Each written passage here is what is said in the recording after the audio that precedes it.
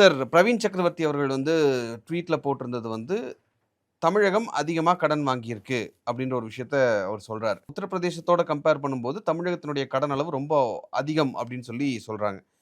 ஆக்சுவலா என்ன நடந்திருக்கு? இதுதான் டேட்டா. இது இந்த டேட்டாவுடைய உண்மை தன்மை அப்படிங்கிறத எப்படி புரிஞ்சுக்கிறது? ஃபஸ்ட்டு ஒரு டேட்டாவ ஒரு சிங்கிள் டேட்டா வச்சு நம்ம சொல்ல முடியாது.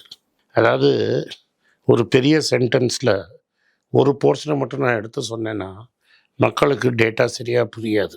ஃபஸ்ட்டு நீங்கள் எதை ரெண்டுத்தையும் ஈக்குவல்ஸை தான் ஆரஞ்சு பழத்தையும் கம்பேர் பண்ணலாம்.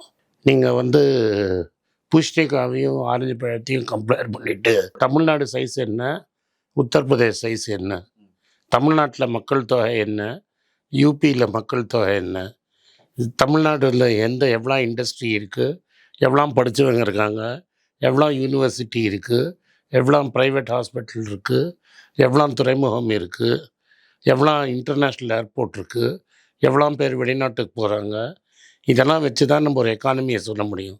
இதை பார்க்கும்போது யூபியில் என்ன இருக்குது அப்படிங்கிறது ஒரு கேள்வி வருது.